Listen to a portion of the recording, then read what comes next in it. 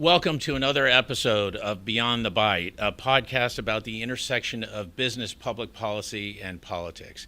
We call it Beyond the Bite because we aim to get beyond the soundbite to get to the heart of a story on the many issues that we care about here in San Antonio. The audio version of this podcast will be available on Apple Podcasts, Spotify, and all the other podcasting platforms. If you're watching the video version of this podcast, we'd like to thank the team at KSAT TV for helping to make that possible. We're bringing you an episode today from the headquarters of Llano Realty Partners. Llano Realty Partners has been a supporter and partner with Beyond the Bite since we got started in April of 2023. And I want to thank the entire team, including the CEO of Llano Realty Partners, Mr. Adam Blanchard. Adam. Well, thank you, Eddie. And it truly is an honor to have the opportunity to sponsor this event tonight. And Llano Realty Partners was founded in San Antonio as a commercial real estate brokerage, and we have been very involved in the community for many years. And with our experience over time, I remember talking to you, Eddie, originally when you had talked about starting this podcast, and it has been such a distinct honor for us to have the opportunity to support you, because what you bring with Beyond the Bite is a voice to San Antonio that, even from our initial conversations early on, was needed in this community, which is a reasonable and rational discussion about issues that are important to our community, agnostic of the divisiveness amongst politics that we all know these days. And I love not only listening to your podcast, but having the opportunity to be a part of it. And so thank you for what you're doing. Thank all of you that are here. How neat is this for Eddie to have started this thing not that long ago, and now we've got a live audience in here that get the opportunity to hear from two very experienced and distinguished experts in the industry, to have a meaningful conversation about something but an issue that's going to be very important to we San Antonians. And so thank you for allowing us to be a part of this, Eddie. And I look forward to the discussion tonight, and I appreciate everybody that's here. And I think we're going to have a good time tonight. So thank you very much, Eddie. Thank you. So with the November 5th election behind us, a lot of the attention here in San Antonio has turned to the May 2025 municipal elections, both for city council as well as the open race for mayor. Many of us here may think we know the candidates that are running for mayor. Earlier this week, Andrea Drush from the San Antonio Report put out an article listing and noting that 15 candidates have filled out their form to designate a treasurer, which allows them to then begin raising money. In another article by Megan Stringer with Axios San Antonio, she identified the little bios, short descriptions of many of those candidates. So we have a big field before us, and this is one of the challenges of the May election. So how will the candidates distinguish themselves? How will they separate themselves from the pack? What's it going to take to win in this kind of election? And will the November 5th elections have any impact on the race for San Antonio mayor? To help us with insight, perspective, and analysis, we have two very special guests with us today. Kelton Morgan is a San Antonio-based Republican political consultant who serves clients across the country. He has directed voter contact programs for 3 presidential campaigns and numerous U.S. senators and representatives. Despite continually swearing off local politics, he served as chief strategist for Ron Nirenberg's election as mayor, and most recently led the successful effort to pass Propositions A through F. James Aldrete is an Austin-based Democratic political consultant specializing in communication strategies with a focus on engaging Hispanic voters. Nationally, he has worked on presidential and Senate campaigns, and here in San Antonio, his work has spanned from the campaigns of Congressman Cito Rodriguez and Charlie Gonzalez to the re-election campaigns of Mayor Ron Nirenberg. So please help me welcome Kelton Morgan and James Aldrete. How incestuous our lives are sometimes, right? And if anyone hasn't figured out yet that we not only share a last name but share similar hairstyles, James is my brother. So delighted to have you both here. So I guess we need to start with the question of what in the world would you be advising your candidates? Oh, and let me mention this disclaimer too. Neither one of these consultants represent any of the candidates running for mayor. But if you were, how would you advise them? Where do you even begin on a campaign like this where there's 15 candidates? Kelton, we'll start with you. Well, I mean, I think first and foremost, it's look, do your basic political homework and raise the early and easy money that you can. I mean, I think there was we saw this way back in the spring. People who thought that they were going to get out early and get a jump on everyone else, get a leg up on everyone else, and an early start and raise a bunch of money. And all of the people that we saw do that, take that tactic, haven't actually done that. But I think now at this point it really is. I mean, this is not about politicking. This is not about raising your profile, your name ID. It's about putting the money in the bank so that you can do the things you need to do now that we're past the November election and moving into the first of the year to actually position yourself in a good place to be in your race for mayor. James, would you agree? Definitely start with fundraising, but even as you start fundraising, there's a difference. You know, even your best friends will ask you, what is your path to victory? Because your friends will do the obligatory, the minimum, potentially. But if you convince them the path to victory, then they become bundlers. Then they open up their houses and they kind of open up their networks to become part of something else. So the first conversation is convincing a candidate that being the most qualified in your mind or the most experienced in your mind is not necessarily a message or a winning campaign.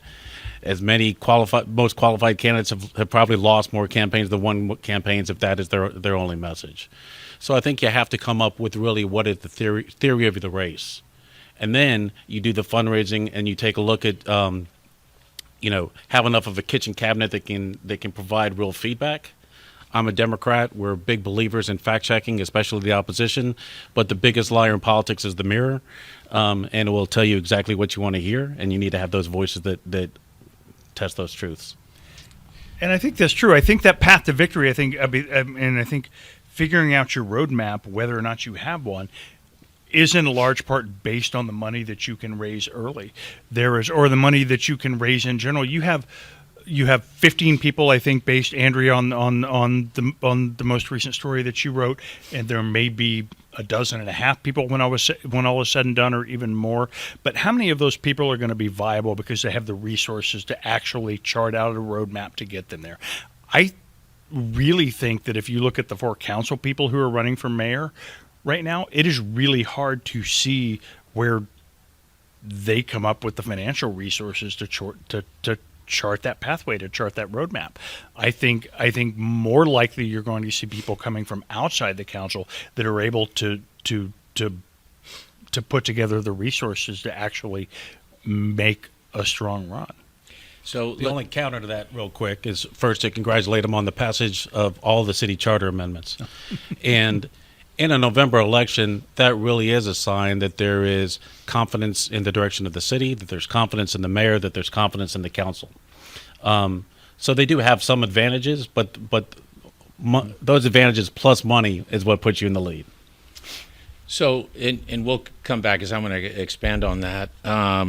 You do have, so there's 3, Councilman John Courage, Councilman Manny Pelaez, and Councilwoman Adriana Rocha Garcia, who have already filed. We're expecting Councilwoman Melissa Cabello Havrda any day now. And then we have a former city councilman in Clayton Perry that has announced. Mm-hmm. And then, Kelton, you mentioned the outsiders. So the 2 most commonly known are entrepreneur Beto Altamirano and our former Texas Secretary of State, Rolando Pablos. So Do you see that they have a built-in advantage because right now they're have not had to serve on the council? And before you answer, let me ask it a follow-up to that. Yeah, a few months ago, Councilman Courage felt like it would be a disadvantage to be an outsider because they didn't have the benefit of knowing the issues and knowing the process and how to get things done. So my follow-up question is it both a blessing and a curse to sit on the council? Because you can be blamed and you have a record you have to run on. I mean, I would say in this particular case, it's more of a curse than it is a blessing. I would say specifically to Councilman Courage, I think his point that you have to have served on the council first because you don't know what you're doing, then to be mayor represents a fundamental misunderstanding of the job of mayor to begin with. I mean, the job of a councilman is a customer service job. It's to fill potholes. It's to handle requests coming in from constituents. Your job as a mayor is to sell the city of San Antonio, is to go out to the world and convince businesses and families and people and job creators and employers to come here. And to John Courage's point, if that's how he sees the job as mayor, quite frankly, he should be putting his resume in for Eric's job as city manager and not for the job of mayor. But I think in a broader sense, look, you've got 3, maybe 4 people on the city council who are going to run for mayor. So that takes this kind of finite pool of donors, of resources, and spreads it much thinner than it would be in a normal race. And then you have 2 people who come from outside who have the potential to self-fund and also have a larger pool of outside money to raise. And that gives them an advantage over the 4 people that are competing for the same very small finite pool of money. I think they're at a distinct advantage by not coming from council in this case, as opposed to coming from council. James. I'll give John some credit because part of the job of being a candidate is to define what the job is. And we can disagree or there can be debate about what it really is. But if you're going to go put those metrics out there, he's the first one to really put that there. And so then it's upon the outsiders to really redefine what that job is. And then I think there's the job of the mayor, as Kelton described, but there's the job of the politician. It's just saying, I'm fighting for you, which is seldom external about selling the city outside and often much more internal into the regular parts of it. Do you, both of you have told me at one point or another that a campaign's greatest asset is the candidate's time. We're now 5.5 months away from the election. And my question is, how would you advise a mayoral candidate to allocate their time between now and then? You mentioned fundraising, start early. What should they be doing at this point in time? Are they spending time block walking? Are they spending time at candidate forums? Are they going to neighborhoods? How are they spending their time? You guys are a growing city. This is, 7th largest currently, and still growing, and the projection is even further.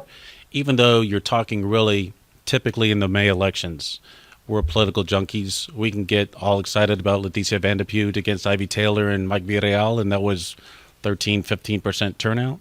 2021 was kind of the top turnout so far at 20% or 19%.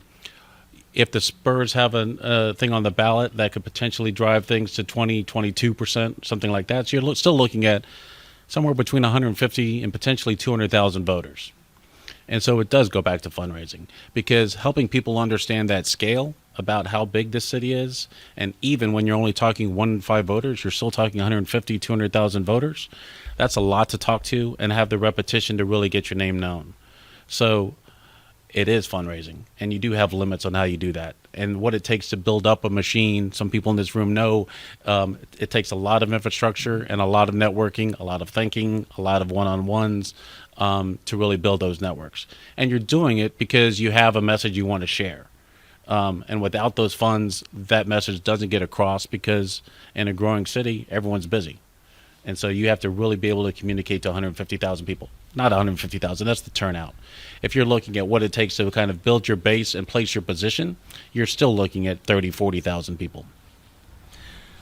Listen, I think there's a challenge, and I think you're right. I mean, fundraising is still number one, but you have got to go put yourself and your face in your campaign in front of every single person you can that is going to vote, is going to be a part of this election. That's neighborhood associations, it's Democratic Party clubs, it's Republican Party clubs, it's donors, but it really is, when all is said and done, there's 125,000 people are going to make this decision. I mean, think about this. We just elected the leader of the free world, and 54% of the registered voters in this county, which is 25% of the people who live in this county, actually showed up to vote. And so even with that small of a universe in a municipal election, you've still got to go raise $500,000 to get in front of those people, to get in front of the neighborhood associations that are active, the community groups, the party clubs that are active. That's all your time has just got to be getting in front of that very small select of people, that 125,000 people out of the 1.25 million voters we have here who are actually going to have a voice in that decision. So, James, you talked a lot about reaching out to people and making sure you get in front of them. Talk about how things have changed from the method of delivery. Years ago, it was bumper stickers, yard signs, and billboards. Then we moved to TV. Then we moved to social and digital media. Now we saw in the presidential cycle, podcast take a role. So how today, in this upcoming mayor's race, will candidates deliver their message to get in front of people? Partly because you have so many people and you still have contribution limits, and fundraising takes more than people realize. And then there's a bit of overhead. You try to keep as much in the reserves designated to voter contact part of it. So you're looking for efficiency. And so there are still old methods. Direct mail, you're talking to a voter. I'd say that some of the outsiders are trying to figure out, can they expand the pool? But the fact of the matter is, when you're talking 1 in 5, the majority of the people have voted in the past. And so you already kind of know that part of it. Getting people to change habits, my waistline will tell you it's very hard. But the majority of it is still going to be traditional voters. Typically in San Antonio, that still means 1 out of 2, over 50% are seniors. And so what it takes to communicate them, you can still communicate a bit more through digital now, which so you can overlay your direct mail aspect of it. But in a crowded field, you're looking for efficiency, which means if you get on San Antonio broadcast, you're talking to your hometown in Del Rio, and that's not very efficient in that aspect of it. So you want to make sure you're talking to people who are going to likely vote, because then the next thing you need is frequency. And so that you're talking to them multiple times. And then if you can get it in multiple platforms to have efficiency and frequency with some level of reach. So I would say it's primarily mail with digital that will get reinforced as people have their bases, will get definitely reinforced with door knocking. And digital is now laser-guided missile, if you will. You know exactly if you're trying to reach a particular demographic, certain age group, certain ethnicity, certain part of town. It's even more than that. So, like television, you could reach demographics. You could reach groups of people. The way that digital advertising works now, and we first did this in Nirenberg's campaign in 2017. We actually kind of forewent traditional television advertising for the most part, except for one kind of targeted ad we did at the end. But I can, like, buying digital advertising, I don't want to talk to women between the ages of 35 and 55 and hope that they fall into my voter pool. I have the 125,000 people I know are going to vote, and I buy specifically those 125,000 people with digital ads, and I follow them across platforms and across devices. And you're the one. And across, I'm the one. I got 2 great compliments in the aftermath of that campaign from people at the Express News who never ever said anything nice about me in my entire political life. Gilbert Garcia said something. His write-up on the day after Election Day was that this campaign was run with surgical precision, and that just made me really happy. But also, Josh Baugh called me actually about a week before the election, and he asked me, what are you guys doing with digital advertising, because whatever is going on is incredible. And I said, well, let's have this conversation in a couple weeks when the election is over. And he said, all I know is I have Tetris on my phone, so I have something to do when I'm like sitting there with nothing to do. And I can't play a game of Tetris without seeing your stupid traffic ad before my game starts. And I was like, it works. And so digital advertising, going back to your original question, like has taken the place of a lot of the previous traditional forms of how we reach people, of bumper stickers, because it is targetable on an individual level, and it makes what we do, it makes those very precious dollars that we're raising at $1,000 or $500 a pop a whole lot more effective than the older methods that we all know. And for clarity, the majority of it is still video. So it is really still hitting people on their screens just where they happen to be. They're just not on the same screens and the same networks as they used to be. Would you both agree that we're operating under the notion with 15 candidates, 8, 9 of them viable, that we end up in May in a runoff? I would say 4 or 5 of them viable, but yes, we're in a runoff. Okay. No disagreement. Okay. And the deadline for filing is Valentine's Day, February the 14th. Would it be correct to assume that some of the candidates may not find the traction or may not be able to raise the money and may choose in the end not to file? I think the first half of that is definitely correct. I think there are people who are not going to be able to raise the money and find the traction. Do they ultimately not file? I don't know. That's a huge early admission of failure if they don't, and I'm not sure if anyone is willing to do that early. James? It naturally takes ego to run for office. And it takes more ego than humility to run for office. And so to see that writing on the wall, even when it's there, when the mirror tells you something else, is a hard decision to make. So, but I'd say, too, I'm not sure that you're done with candidates. I wouldn't be surprised to see 3 or 5 more. I keep hearing that, and I mean, I don't know who they are. I'm dying to know, but we still have close to 3 months. Yeah. You have December, January, and half of November and half of February. And look, I think if that, like, I had very public issues with it, especially the first of the UTSA polls that came out in September. But I also think if that told us anything, it is that no one realizes there's a mayoral election coming up. Nobody knows who's running. Nobody cares. And at least at this point, they didn't in September, and even in October, they really didn't. And it's going to be after the first of the year before this even clocks in anyone, in the mind of any normal person. I mean, look, every one of us here, you can't make the case that any of us is normal, because it's like a beautiful, fall night, and we should all be out drinking wine somewhere, and we're in this place talking about politics, and that's not normal. That's weird. Normal people are not thinking about this yet, and they will start thinking about this maybe after the first of the year. So I think clearly the presidential campaign consumed all the oxygen. As it should have. And now we're approaching Thanksgiving and followed by Christmas. And then I would imagine, and shortly after the first of the year, you'll see an immediate rush to start paying attention to the race. Yeah.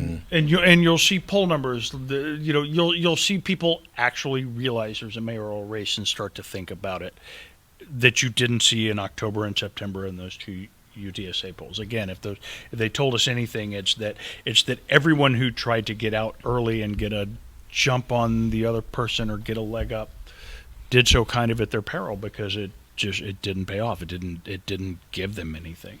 There was no benefit to doing that. Both of you have worked campaigns in this area, especially in the mayor's race. What is the bar for fundraising in order to try to run a successful campaign? How much does it take? And this one, Which write our secret numbers? 400 plus, probably closer to 500,000 buys you a ticket to the runoff.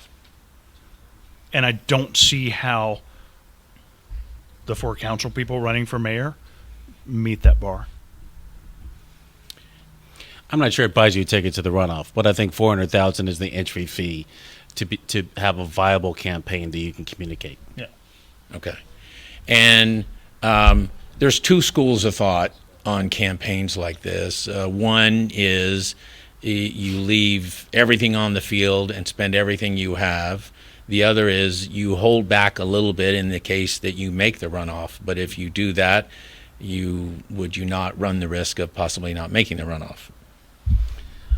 I've have friends that the biggest embarrassment is to not make a runoff and to have excess cash in the account. And then the next thing you're really looking for is pole position.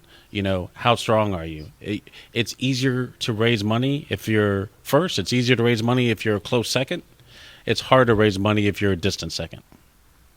Political graveyards are full of bodies who held money back for the next election. Gary Franks was a great client of mine. He was a congressman from Connecticut in the 90s, and he was going to run against Chris Dodd for Senate, and his last race was a layup. He had $800,000 in the bank. He didn't spend a nickel of it because he was saving it for that Senate race, and he lost his primary, and he never got to run against Chris Dodd for Senate. That's one of a million examples I can think of that your money doesn't do you any good the day after Election Day. It does you all the good in the world up until Election Day. And so holding anything back, in my mind, is leaving something on the field. It's not doing, and unless you've got clear polling that shows you way ahead, that shows that you really, really don't have to spend it. And even then, you're counting on an inexact science to tell you you're doing the right thing. Spend your money, raise it again when the cycle starts again, the first day of the runoff. Let's talk about the actual vote in mayoral election. We get somewhere between 40 to 50% of the vote turns out from 3 of the 10 council districts, districts 8, 9, and 10, all on the north side. Mm-hmm. There are 3 of the candidates running for mayor that currently represent or have represented districts 8, 9, and 10. Do they have any starting advantage? I mean, Kelton, you said you thought the outsiders might have an advantage, but because having run in and represented council districts on the north side, do they have any built-in advantage? Nominal at best, I would think. I mean, one, you've got 3 of them, potentially 3 of them splitting up the vote, but I think if you look at it in a broader context, 8, 9, and 10 in the typical first round of a mayoral race, it's like, okay, who's a north side white guy? Well, that's automatically John Courage until Clayton Perry and his $60,000 leftover dollars decides to get in the race, and then all of a sudden you got 2 guys competing for that mantle, and that mucks that up a little bit. That leaves you with no clear front runner, no clear person to claim that, and so like so many more things you see in this race, with 4 council people running, there's just a whole lot of dilution there that doesn't give anyone a lot of strength, which is why still I think the 2 outside people are the ones that have the most strength going into this race, because there's less competition for whatever their base, for the base that they can build in this race. James? Sure. I mean, first of all, again, a growing city. So 8, 9, and 10 is not what 8, 9, and 10 were 10 years ago. There was a time you wouldn't see John Courage winning out of District 9.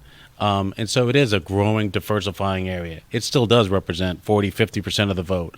But overall, you still have to think the vote is more female than male, the vote is more Democratic than Republican, and the vote is still overwhelmingly senior. But what you've seen often in San Antonio's past is people that can bridge. When Julian made the bridge with Hardberger, he became mayor as opposed to the time that he lost. When Ron in his reelect campaign had a real connection with Judge Wolf, things went much easier. So who can make those bridges, and get out of 8, 9, and 10 and still be kind of a citywide candidate? You do definitely see, not just is it a larger portion of the vote, but the traditional part of it is the center and the south vote differently than the growing north and northwest. That is still there. Anyone that can kind of bridge it, and on Kelton and his first race with Ron, had kind of a streak that kind of bridged different areas and positioned himself, for that runoff. And I think an outlier in everything we look at now, you can't look at it the way that you did 4 years ago, 6 years ago as District 1. I mean, you have tens of thousands of voters in District 1 who don't have a vote history because this precinct, this block of votes didn't exist 2 years ago or 4 years ago. And so as you're looking at, when Nuremberg was running in 2017, we had a plan for District 1 and it actually went better than we thought it did. It went really well, but you've got 60,000 more registered voters in District 1 now than you had in 2017, just because of the development and the growth and the building that's going on there. And so that, you almost have to throw that in with 8, 9, and 10 as you figure out your calculation in a new race, because that didn't exist 2-4 years ago when people were running. James, earlier you made a comment about the propositions passing. All 6 passed. The ones that got the most attention, probably 3. One was Proposition C, which removed the salary cap and tenure cap on the city manager, the salary increases, and then changing the terms from 2 years to 4 years. You made a comment I want you to expand on a little bit, and that tells you something about the electorate. So what would you say is the mood of the electorate based on the passage of those propositions? So overall, on my work and my side, we lost big last Tuesday. And we've had 2 years, really, of 70% of the voters saying they felt that the country's on the wrong track. That sense of angst is very determinative of how that vote goes. And so you had 6 fairly processy things that don't get a lot of attention, but 2 of them, and it's not really C, to me it would be pay raises for politicians, and it would be more time without me having a say-so in it, is a sign that the voters right now have strong faith in the direction of not just the mayor, but he's a very popular person, but also the council as a whole. So it's not really looking like, to drop names, a Brockhouse here. It's not looking like that there's an opening in a lane for someone that just wants to shake up the system, be the anti-council person. So there may be something to Courage's part, but everyone's going to have to figure out, all right, how do you define what the next challenge is for San Antonio? And then you're setting up what that criteria is. But you're not really doing a critique on the current place. You're saying, where are we going from here? And you're getting back into a listening exercise and reflecting what people's concerns are. They have faith. That doesn't mean they don't have concerns. And so then you have to show that you're a person who can get things done. I think San Antonio, for the most part, these are broad statements, but it's a pragmatic town.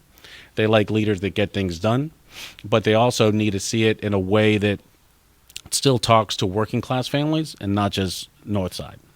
So go ahead, Councilman. And one of the interesting things we saw in the prop campaigns was in our initial polling and then our benchmark polling and the subsequent the UTSA polling showed was that, you had, when you're talking about right track, wrong track numbers, right direction, wrong direction numbers, nationally it was bad in our polling on the prop. Statewide, it was not good, and on a municipal level, it was actually decent. There was a Which is very rare. There was a much more positive view of how things were going, and when you ask about what is the right direction, wrong direction in San Antonio, the right direction number was a lot better, and so yeah, I think that led to success in a couple of. And who would have ever thought that, like, hey, should we have, politicians hanging around longer and making more money? And dear God, people said yes. I mean, who would have ever thought? But that was something that we saw in the polling initially, and it bore out through the course of the campaign and the election. James, you mentioned Councilman Brockhouse, so that's an example I want to talk about, because it seemed like he did a very good job of saying what he didn't like about Mayor Nuremberg, but what he didn't do was define himself enough. So people knew that he was angry or taking a totally different policy position path than Mayor Nurnberg, but there were a lot of people that couldn't tell you what he stood for. So is that with these candidates that are currently running, how would you advise them to define themselves? Well, I think you've picked up a little bit that Kelton and I have bookended kind of part of Ron's career.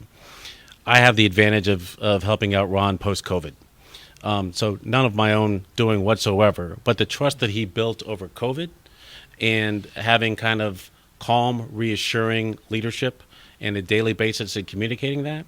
Again, I think it's a town that does appreciate unity, that does appreciate kind of getting things done. And so, yes, if it's going to be a critique, but without saying how you bring things together, without still saying how you have a unified decision. Because even though 8, 9, and 10 may have a disproportionate voice, many 8, 9, 10 voters want a citywide leader, not just a more suburban leader. And so that voice needs to come out. Look, I think COVID saved Ron Nirenberg because he ran for mayor promising to do 3 specific things. All he talked about when he ran for mayor, when he was elected mayor, was crime, traffic, and jobs. And when he became mayor, he didn't do anything about crime, traffic, or jobs. The first thing he did was sign the Paris Climate Accords, which was a great virtue signal, but it had nothing to do with why he ran or any bit from the city, anything from the city. He started a focus on housing, appointed someone who literally doesn't believe in the concept of private property to head this housing task force, but it wasn't crime, traffic, or jobs. And so the reason I think that Greg found some purchase in an initial race was that here is the mayor who is not delivering on any of the things that he actually promised he would do when he ran for mayor. And then Greg runs and he gets close, and then COVID comes, and it gives the mayor a great chance to be a leader, to bring the city together, to be exactly what the city needed and was looking for in that particular time and place. And I think that saved him as a politician. I don't think he would have won a 3rd term had that not happened. We have some disagreement on that interpretation, but I'll let you go on, brother. So, James, since you brought up the November 5th elections, my next question is, what, if any, impact do they have on this municipal election in May of 2025? It's a nonpartisan race, but it appears that the political climate is different now. So what, if any, impact do the November 5th elections have on the mayor's race and council races? I don't think, despite that it's a nonpartisan race, I don't think any municipal campaign is really a nonpartisan race. If you talk to anyone that runs for office, they go knocking on doors. Immigration is a federal issue, but everyone will get asked, what are you going to do on border security? And you can't just kind of pass the buck. All these things about who do you stand for, what do you stand for, is saying who you are. And so that polarization is there. What you do have, and what we both monitor, is intensity. And so you often have intensity with your party when you're out of power. And so midterms, if you're the party in power, is a tougher place to be. And now we're coming in a time period where you have President Trump now has Republican control of the Senate, Republican control of the House. He's got a majority on the Supreme Court. I don't want to predict, but there's signs that he may take some excesses, even in some of his early appointments. His first things that he laid out, or appointment-wise, was Homeland Security, and then Stephen Miller, a fairly controversial, a fairly anti-immigrant, I will say extremist. I'll use that word, as opposed to others. But that part of it, they're suggesting that there's going to be detention centers near major cities. And so when these things happen, the question for any mayoral candidate, and it's going to be happening as everything about Trump rolls out, because everything about Trump rolling out will be news, and it will still dominate news because he's very good at that. But it's also new because it's a new administration. They're going to have to take positions. You're also coming into a legislative session that, again, has Republican control. Dan Patrick has often said that cities are kind of the source of evil. And there have been, despite, an old Republican philosophy of local control, they've gone against cities, whether it's, controlling Airbnbs and short-term rentals. They went against that. Whether it's controlling, rideshare stuff, against that part of it. So and frankly, even revenue, especially revenue, as far as what cities can do and how much they have to put to police and whatever else. And if there's other resources, other needs that come up, there's state limitations to that. So to think you're going to be a mayoral candidate and not take positions on that is fairly naive. And there's going to be intensity, likely, on the resistance, because it's the party out of power that we didn't see of Democrats in this last election. You're going to see that go up. And with Republicans in full control, you kind of say, all right, we got what we wanted, and they take a back seat. So this shift is kind of is a constant one. And sure. I think James just said something very important, and that it's a nonpartisan election, but it's not a nonpartisan election. And any candidate who has run for city council or mayor will tell you, as they go knocking on doors, the biggest question they get, the question they get most frequently, is not an issue based about immigration, about this. It's, are you the Republican or the Democrat? And it's like, well, it's a nonpartisan election. I'm not a Republican or a Democrat. Well, I know that, but are you the Republican or the Democrat? That's the most frequent question that anyone gets. But I think that, to your point, what we are going to see here in Nuremberg benefited from this significantly in 2017, and that was in the aftermath of Trump first being elected. This was the first opportunity that progressives, that Democrats had to voice their frustration and to take it out on someone, and that hurt Ivy Taylor. That helped Nuremberg significantly. The fact that wasn't part of the equation, or was a significantly less part of the equation in 2019, was to his detriment. But he most certainly benefited from that in 2017. So you talked about the lieutenant governor and the governor, and Mayor Nuremberg has been public about his policy differences with the governor and the lieutenant governor. However, there was a time when the lieutenant governor wanted some things done, including removing a sitting city council member who was sitting on the Alamo committee, and I believe he was replaced by Councilwoman Rebecca Villagrán. And from there on, you got to recognize talent. Yeah. From that point forward, the relationship between the lieutenant governor and the mayor changed for the better. And publicly, he spoke very highly and he praised Mayor Nuremberg. And he would do the same thing privately. He would say, I have my disagreements with him on these policy issues, but he's a good man. He did the right thing. We're working arm in arm. So when you talked about willingness to take positions and being bold, one of the qualities of our next mayor clearly needs to be somebody who can work with whatever administration is in power on the policies that we can work together on. I'd say, Ron is I think, pretty straightforward about where he stands in his positions, but still work with Senator Cruz on the airport expansion. And Ted Cruz is not necessarily known as someone who gets into that level of detail. It always seems to be much more of a media kind of service as opposed to the workings of government. But those things do happen. And I think you have the leadership there that people are going to still be looking for someone that can get things done. I don't believe that external is a campaign winning issue. But when it comes to effectiveness, can you get something done? And it may be an issue as far as, the first race is who gets to own which lanes. It's not really even to get into the runoff. You want to own a lane. And so that may be an issue as far as owning a conservative, business-minded lane that you can bring things home to San Antonio. So you just mentioned one. Describe some other examples of lanes. Even though it's been growing of a Democratic vote over the longer course of time, if you're a Republican and identify as a Republican, you may not get to the 50%, but you'll start. If you're going to be that critic voice, you have a base. Yeah, start at 35%. Start at 35%. 35% can put you in a runoff. Mm-hmm. I mean, so that's one.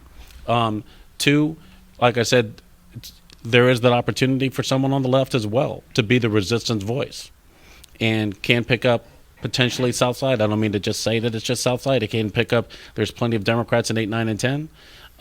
It depends on where people's frustrations are. people had multiple votes. You saw in many places that we don't have initiative and referendum in Texas, but many places where you do, there was abortion access ballot measures where they would vote predominantly in favor of the abortion access and then still vote for politicians that didn't support it. And so people can still mix those votes, but those are opportunities for people to kind of find their lanes. So we've talked about finding lanes. We've talked about fundraising. We've talked about messaging and being able to bridge the gaps and unite people. What are some of the common pitfalls and mistakes that candidates often make? Your hope is that these candidates will not make. I mean, you're going to have candidates just spend money terribly. They're going to spend too much money early on too many things that don't matter, too many things that aren't going to help them. You're going to listen. There's always an impetus to spend a whole bunch of money on signs, to do a whole bunch of to do ads, to do direct mail, to do stuff really, really early to build your name ID, which I think is the most misunderstood metric in all of politics. But then I also think it's going to be focusing on issues that aren't what drive people's vote in an election. And we saw this in the presidential race. We saw this in the U.S. Senate race. We saw this in everything that we just wrapped up. And that is there are two or three things that are really fundamentally driving people's votes. There were in the presidential and the state elections, and it was mostly pocketbook issues. There will be in the municipal elections, and it's figuring out what those one or two issues are and focusing on them and not getting distracted by what are your own personal issues or reasons for being in a race that voters don't actually really care that much about.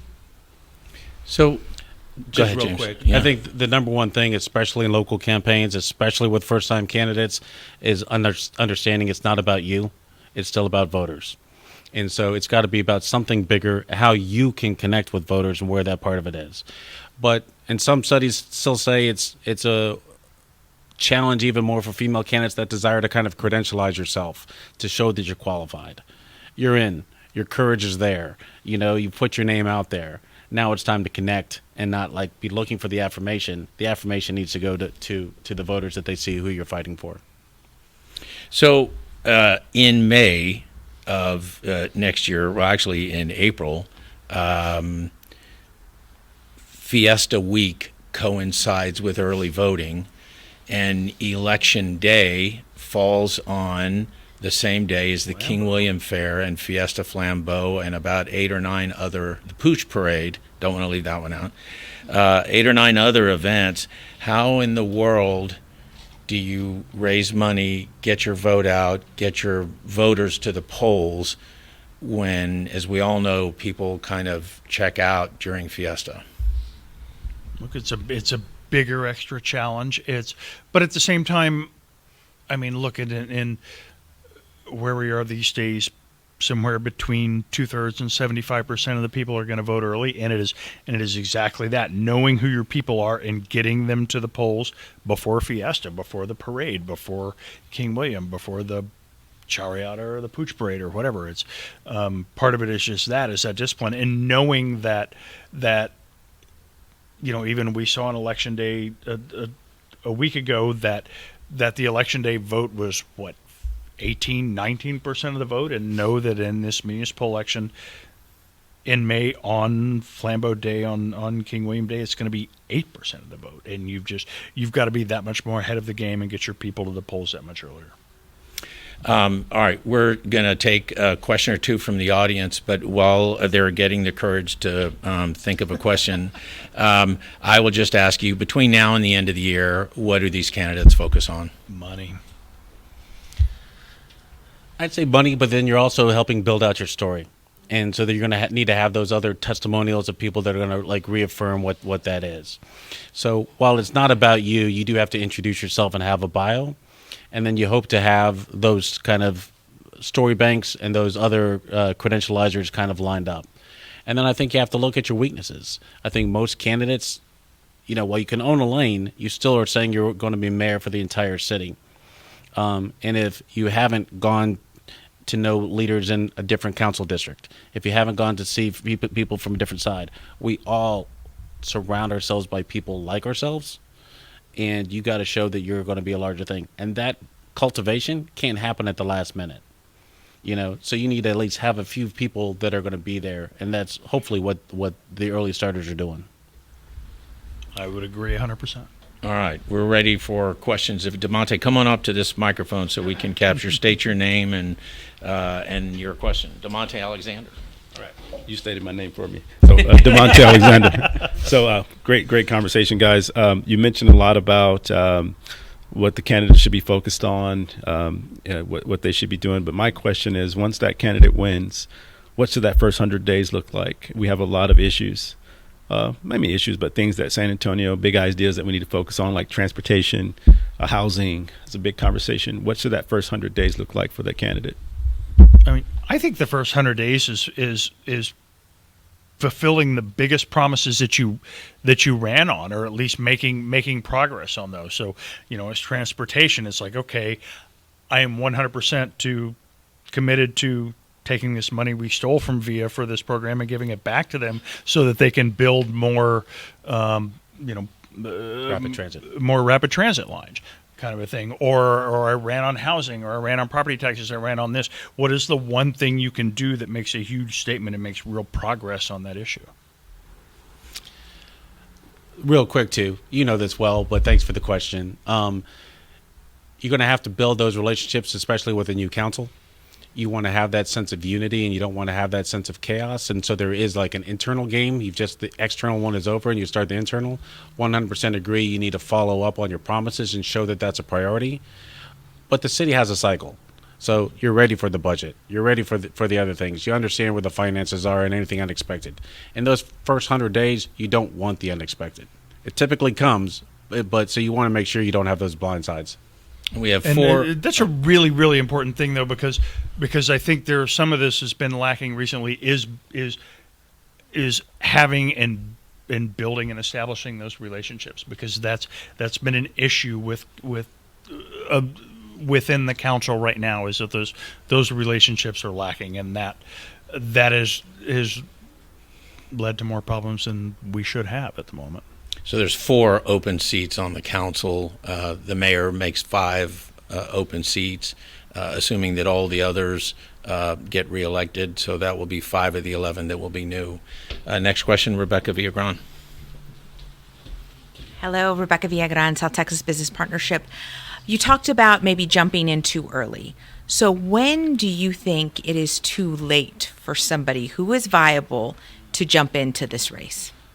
Well, I think viability is the biggest part of that equation, because viability for the most part is financial. And so somebody who has either the ability to self-fund or the ability to raise a significant amount of money, who can jump in February, is just as viable as somebody who is not quite there right now.